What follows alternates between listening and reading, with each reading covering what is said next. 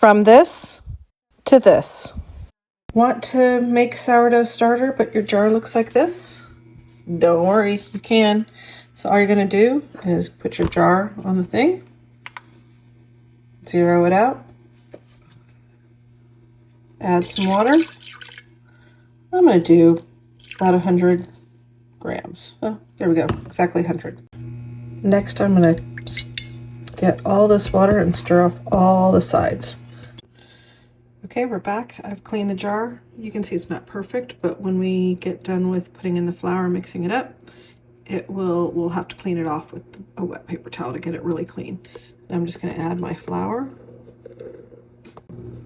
Should be 100 grams because I pre-measured it, but we'll see. That's a little bit more, but that's okay. And I'm going to stir this up and come right back.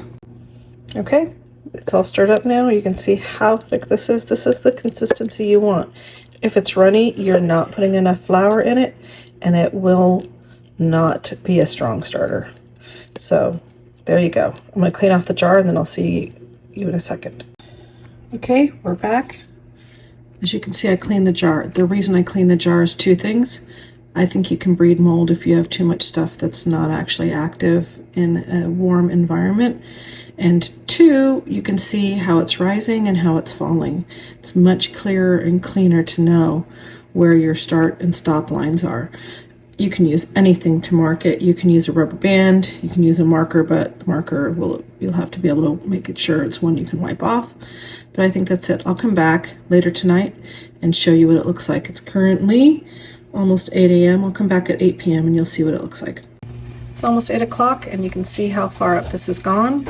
We've already more than doubled, and I will show you what it looks like in the morning so you can see how far it rose and then what it looks like in terms of how fast it falls.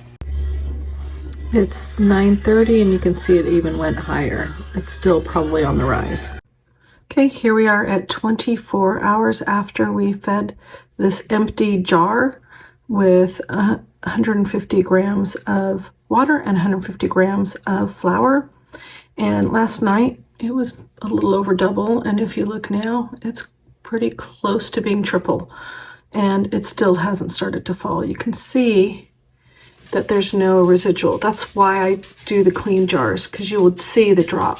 I'll come back later this afternoon and see how far it actually got up and when it started to drop.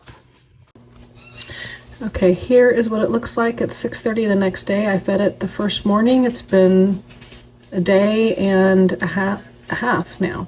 So you can see why I cleaned the jar. You can actually see the line of how far it raised. That's where it got to, and now it's falling. This is where I like to use it. I don't like to do it at peak because I can never tell when it's fully ready to fall. So this is perfect. We're now at 48 hours and you can see that it's almost back to where it was. So this is the best way to do starter if you don't want to have a lot of excess.